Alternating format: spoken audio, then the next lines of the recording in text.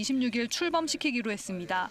첫 회의에는 한덕수 권한대행과 국회의장, 양당 대표가 참석한 뒤 이후 원내대표들이 실무협의에서 의제 등 논의를 이어간다는 계획입니다.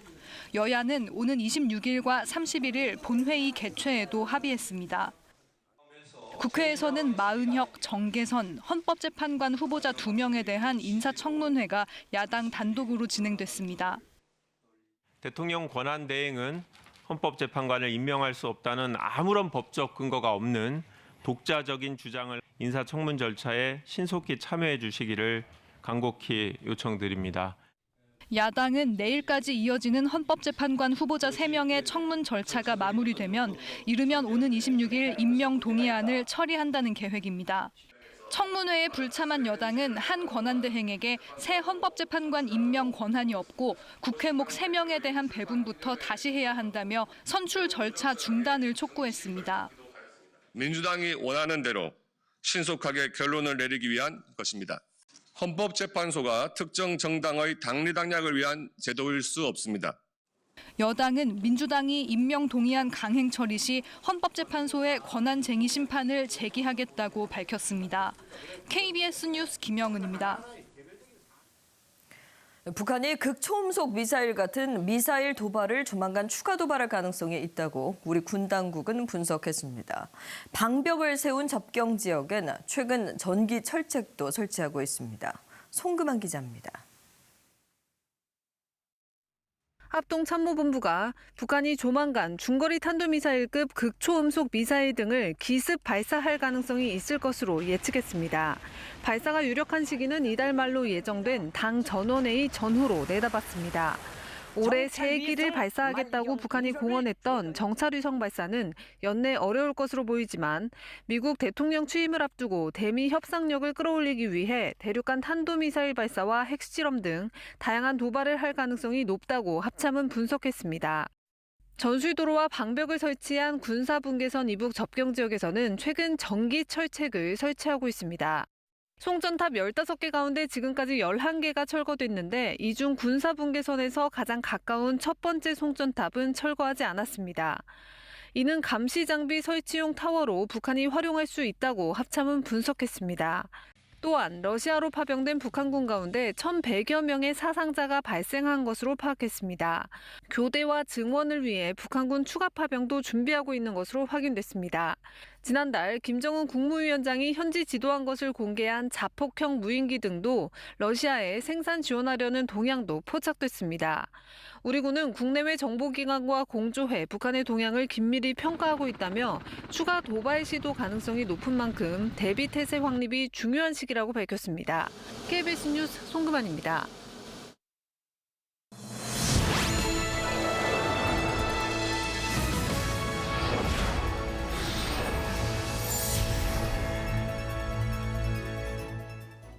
여러분 안녕하십니까. 대전 세종 충남 7시 뉴스 탄핵 관련 속보 먼저 전해드리기 위해서 조금 늦게 문을 열었습니다. 탄핵 정국으로 인한 외교 공백을 메우기 위해 김홍균 외교부 1차관이 미국 워싱턴을 방문했습니다. 김 차관은 트럼프 미국 대통령 당선인 측에도 국내 상황을 적절하게 설명하고 있다고 강조했습니다. 첫 소식 워싱턴에서 김지숙 특파원입니다. 김홍균 외교부 1차관이 계엄과 탄핵 사태 이후 처음으로 미국과 대면 외교를 재개하기 위해 워싱턴을 찾았습니다. 트럼프 당선인 측과의 만남에 관심이 집중됐지만 이번 방문에서 트럼프 당선인 측 인사를 만날 계획은 아직 없다고 선을 그었습니다. 다만 한국 상황은 적절하게 설명했다고 말했습니다. 이번 그런 국내 상황에 대해서도 적절하게 다 설명을 했습니다. 그리고 앞으로도 트럼프 신행정부가 들었을 때까지 계속해서 그런 소통을 이어갈 생각입니다. 그러면서 앞으로도 여러 기회를 통해 한미동맹의 중요성과 한미일 3국 협력의 지속성에 대해서도 설명해 나갈 생각이라고 밝혔습니다. 트럼프 당선인 측이 한국 상황을 어떻게 인식하고 있냐는 질문엔 이렇게 답했습니다. 전 세계가 모두 목도했듯이 한국의 얼마나 민주주의가 회복력이 강한지를 다 보여줬기 때문에 그 상황에 대해서는 명료하게 잘 이해하고 있을 것이라고 봅니다. 김 차관은 현지 시각 23일 커트 캠벨 미 국무부 부장관과 만나 한미 관계와 한미일 협력, 북한 문제 등을 논의합니다. 특히 비상계엄을 비판했던 캠벨 부장관에게 다시 한번 상황을 설명하고 한미 외교장관 회담 등 고위급 교류 재개 문제도 협의할 계획입니다. 이어 워싱턴 DC의 학계 관계자 등을 만난 뒤 일본으로 이동해 한일 외교차관 회담을 할 예정입니다.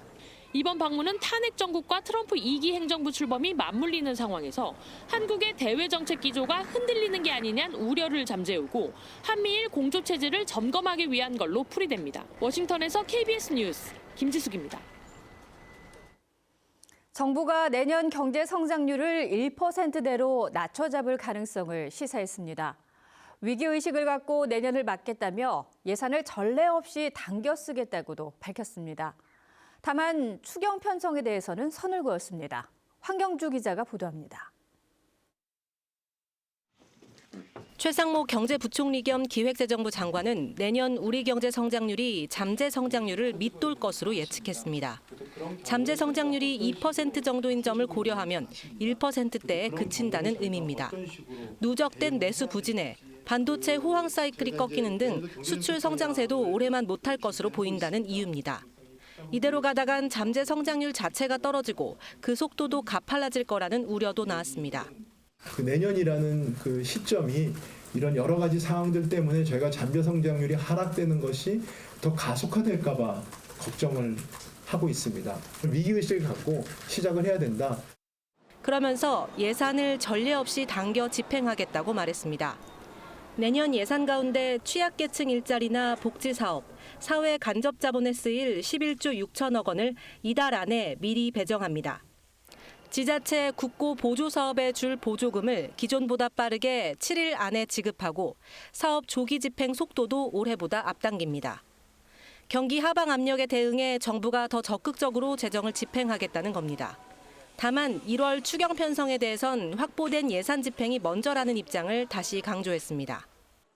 예산이 통과됐기 때문에 아직 시행도 되지 않은 상황이기 때문에 당장 1월 1일부터 그게 시행될 수 있도록 노력을 최선을 다하는 게 일단 우선이라고 생각합니다.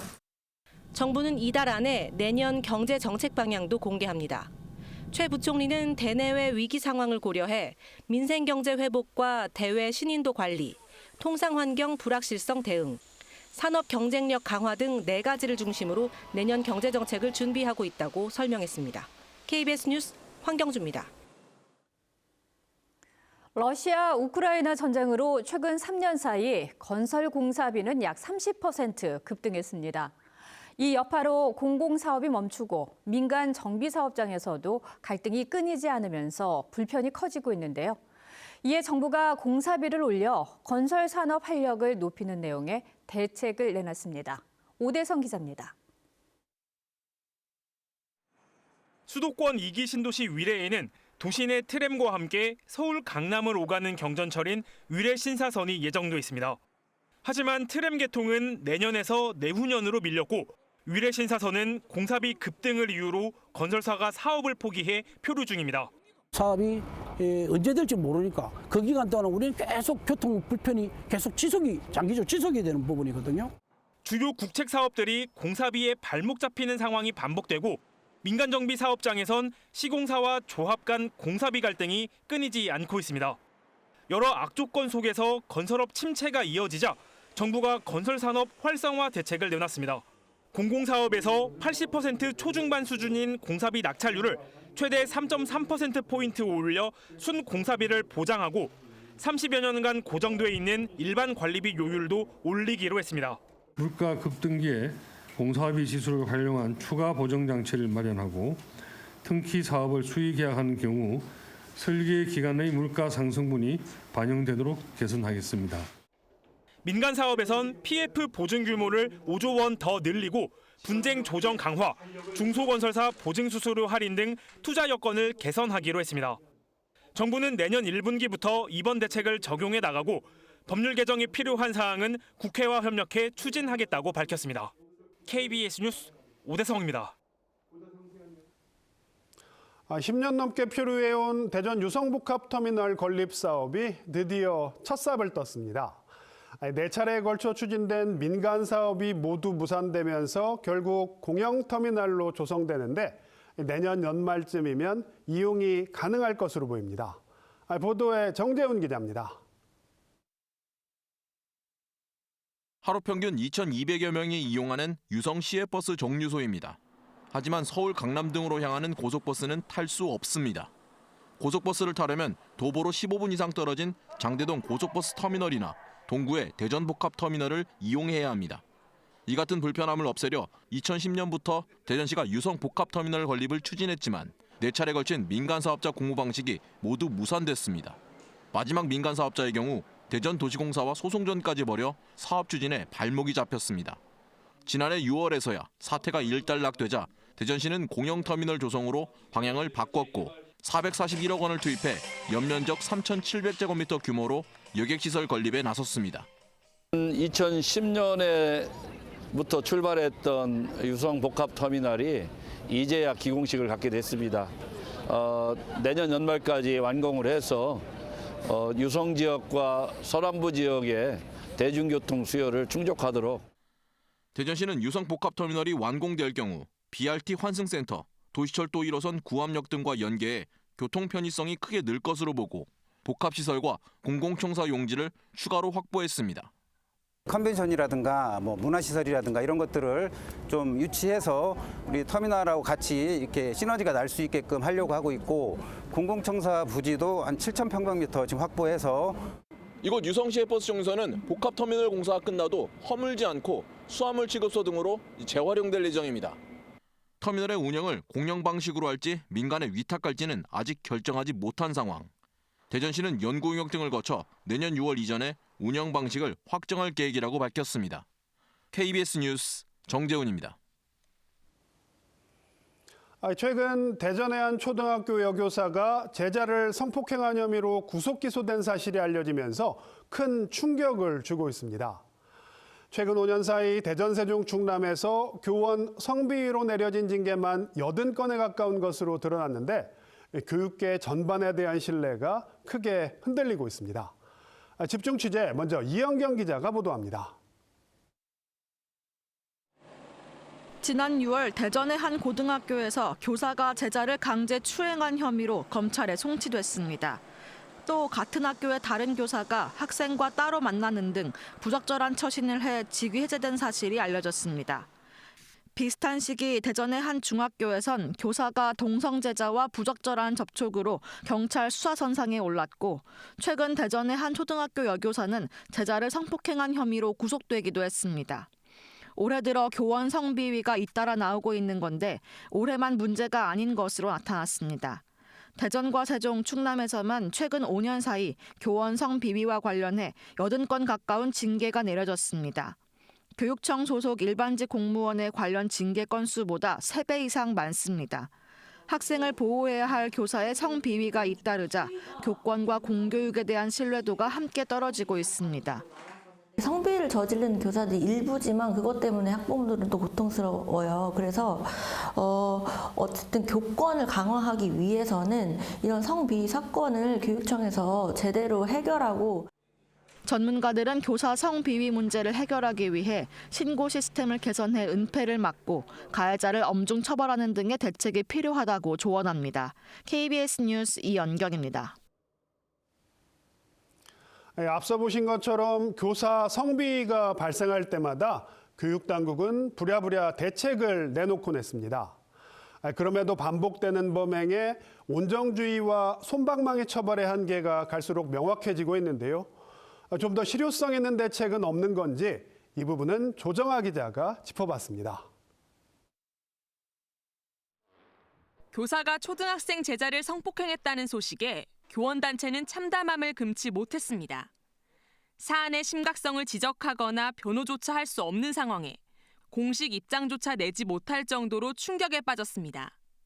교육당국도 고개를 들지 못했습니다.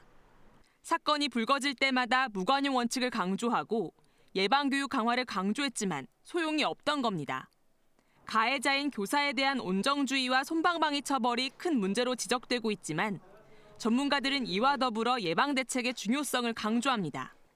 잠재적 가해자가 교직사회로 진입하지 못하도록 선발 단계에서 심리검사와 심층 면접 등을 거치고 학생들에게도 사제 간의 애정과 부적절한 신체 접촉은 다른 문제라는 것을 확실히 인식시켜야 한다는 겁니다. 특히 1:1 면담이나 지도가 필요한 경우라도 개방된 장소에서 공개된 시간에 만나는 환경 제공이 필요하다고 강조합니다. 가해자 측면, 피해자 측면, 상황 측면 세 가지를 골고루 좀 반영한 그런 대책이 조금 더 현실적이지 않을까 생각이 들어요. 보호받아야 할 학생들이 성범죄 피해자가 되는 것을 원천 차단하기 위한 방안 모색과 교권을 바로 세우기 위한 교사 스스로의 자성과 자정 노력이 그 어느 때보다 절실합니다. KBS 뉴스 조정아입니다. 앞서 보신 것처럼 지역 학교 내 성비위 사건이 잇따르면서 이 학부모들의 불안감이 커지고 있습니다. 학교 성비위 사건이 끊이지 않는 이유, 또 근절 방안으로는 무엇이 있을지 이 배재대학교 심리상담학과 조경덕 교수와 좀 더 자세한 이야기 나눠보겠습니다. 교수님 어서 오십시오. 네, 안녕하십니까. 네, 교수님 올 상반기 대전 지역 중고등학교에서 성추문이 잇따르더니 이번에는 초등학교에서 또 성비위 사건이 발생을 했습니다. 이해가 안 가는 측면이 많은데 자, 이렇게 우선 교사와 학생 간 성비위가 끊이지 않는 이유 뭐라고 보십니까? 예, 먼저 문화예술계 또는 정치권에서도 이런 성에 관한 것들이 사회 이슈화되고 있습니다.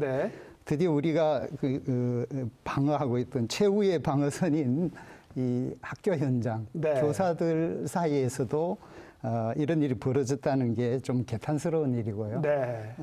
교사의 어떤 윤리적인 문제, 개인적인 문제를 넘어서서 이제는 어떤 직업군에서도 이런 윤리적인 부분을 우리가 요구할 수 없는 상황까지 왔다는 것을 현실적으로 인식을 해야 될 것 같고요. 우리가 충격적인 것은 교사, 거기에 굉장히 우월한 지위에 있는 학생을 대상으로 했고 뭐 여기 여교사라는 것도 좀 자극적인 그런 부분이고요. 드디어 우리 사회에서 마지막 보루인 학교에서 특히 교사가 교육의 대상인 이 학생에 대해서 이런 성비위를 했다는 것은 지금까지도 있어왔고 지금도 있고 앞으로도 있는 부분을 지금 오픈이 됐다 이 정도로 생각할 정도로 만연이 되었다 이렇게 생각을 할 수 있을 것 같습니다. 최후의 보루가 좀 무너졌다 이렇게도 들리는데 아까 조금 전에 이제 가해자가 뭐 여교사라는 점이 좀 자극적이다 이렇게 말씀해 주셨는데 사실 대다수 피해자는 여아 또는 여성 청소년인 건 맞는데 남성 또 남성 청소년이 피해자가 되는 경우가 꾸준히 증가하고 있더라고요. 17년도에는 3.5%였는데 2022년에는 5.8%까지 늘었거든요.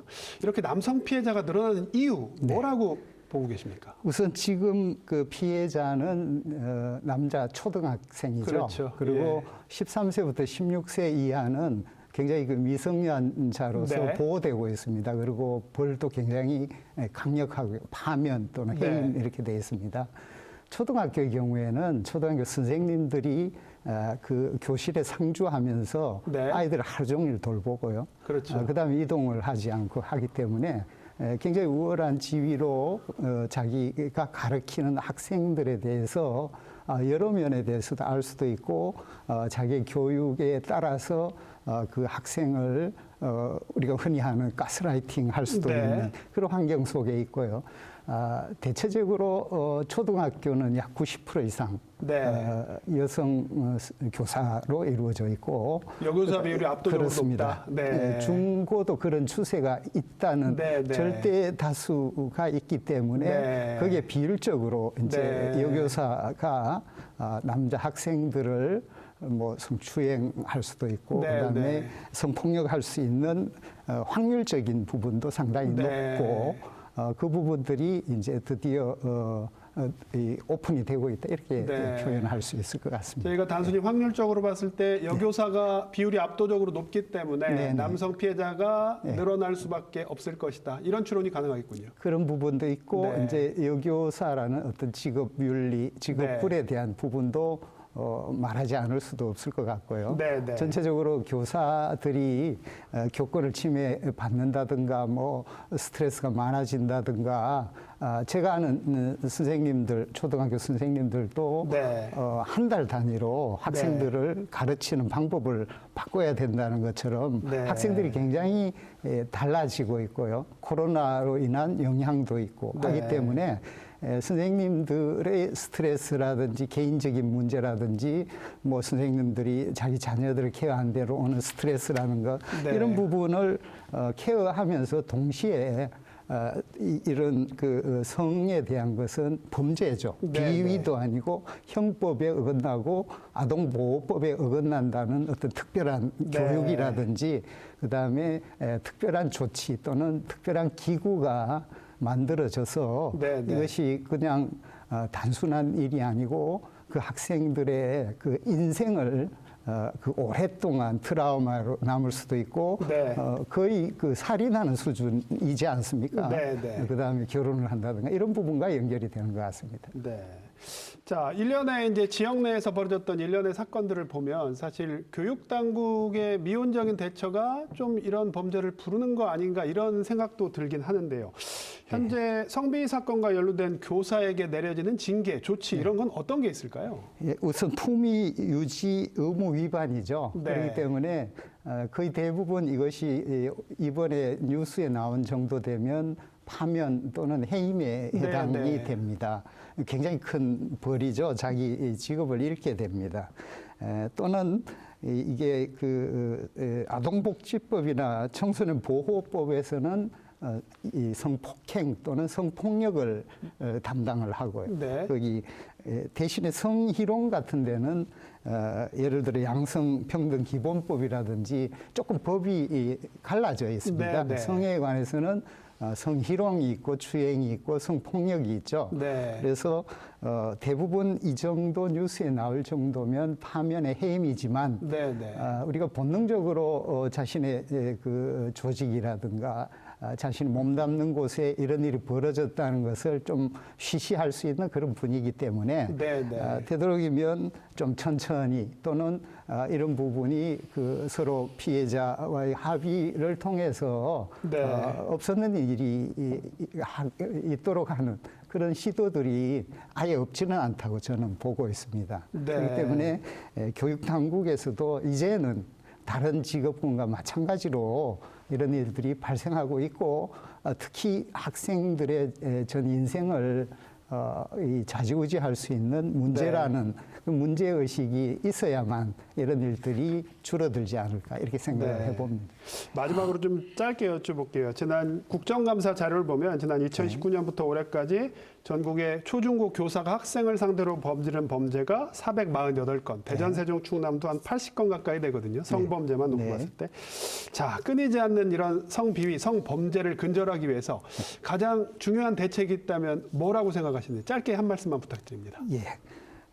일단 그 교사들의 윤리의식 회복이라고 볼 수 있겠습니다. 네. 자신의 그 직업이 한 그 학생의 인생을 좌지우지할 수 있다는 부분을 중요시 여겨야 할 거고요. 네. 이것이 이제 교권을 회복하는 부분과 양날의 칼이 되어서 네. 교권도 회복하고 학생들과의 관계도 학부모로부터의 어떤 소진 탈진 요소도 이 조금 약화돼야 되지만 자기가 지금 모든 학생들에 대해서 전 인생을 이런 일로 인해서 이 트라우마가 가질 수 있는 살인에 버금하는 형법에 어긋나는 그런 범죄 행위라는 부분에 대해서 조금 귀찮지만 끊임없이 이런 교육이라든지 그다음에 워크숍이라든지 제대로 전문가가 또는 새로운 기구가 만들어져서 이 부분을 특별하게 관리할 수 있는 그런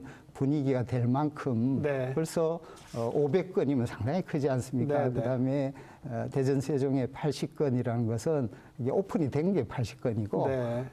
그게 오픈되지 않는 것들도 있다고 저는 생각을 했을 때 네. 우리 모두가 교육 현장이라 해서 교사라고 해서 네. 학생이라고 해서 이런 일이 벌어지지 않는다는 그런 전제는 네. 이제는 없이 네. 언제 어디서도 벌어질 수 있다는 것에 대해서 인식하는 인식 네. 개선, 윤리의식, 교육, 끊임없는 이제 워크숍 또는 전문가와의 만남 이런 것들이 대책이 되지 않을까 이렇게 생각을 합니다. 알겠습니다. 오늘 말씀 여기까지 듣겠습니다. 교수님 고맙습니다. 네, 수고하셨습니다. 네.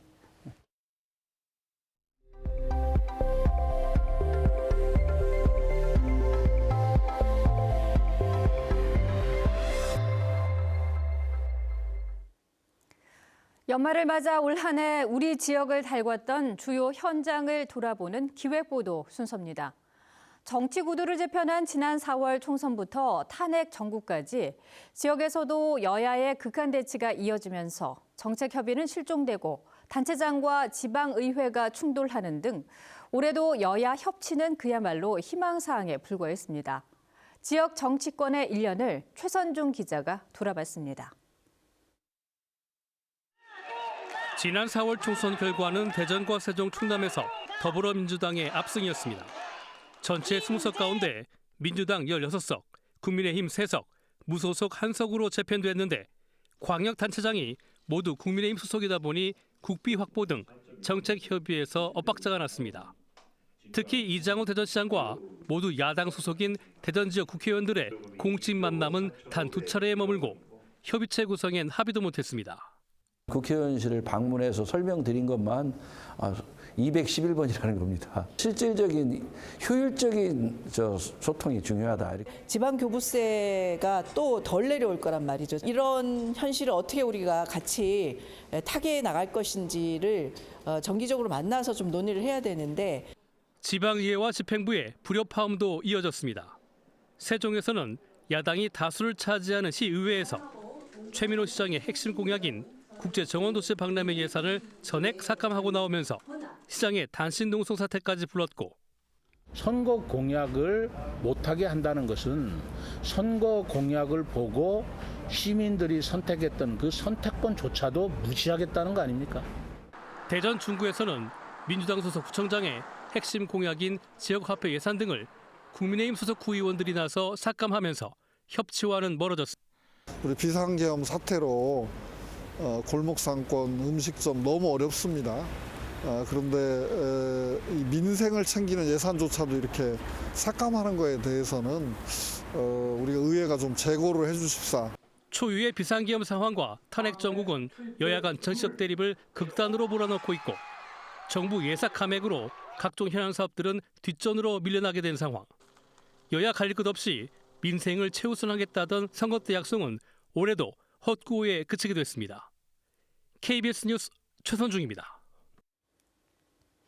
기업이 필요한 기술을 정부 출연연구원이 개발해주면 얼마나 도움이 될까요?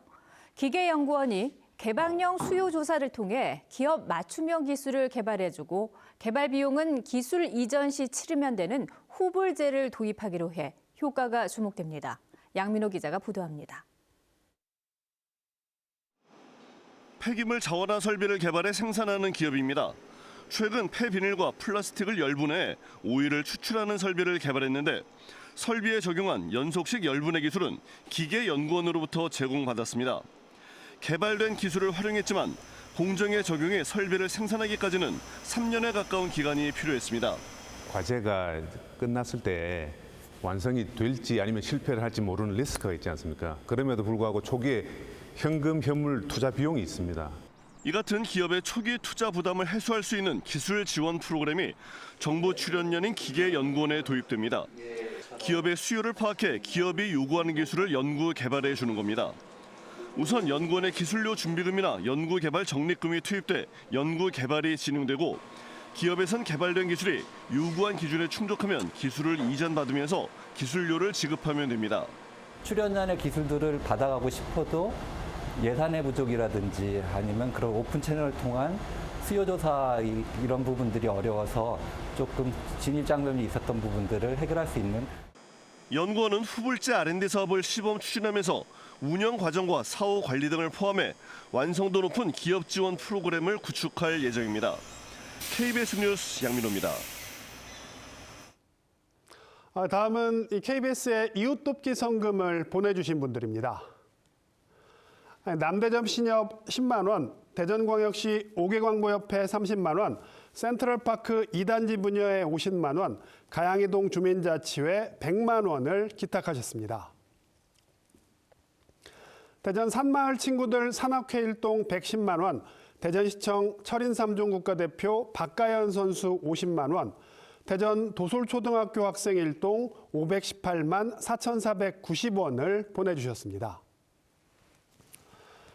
내포 대방 2차 아파트 입주자 일동 30만 원, 도솔산 내원사 금강회원 일동 50만 원을 맡겨주셨습니다. KBS는 이웃돕기 성금을 접수하고 있습니다. 모금 기간은 내년 1월 말까지입니다. 성금을 보내주신 분들께 감사드립니다. 네, 오늘 준비한 소식은 여기까지입니다. 7시 뉴스 마칩니다. 시청해주신 여러분 고맙습니다.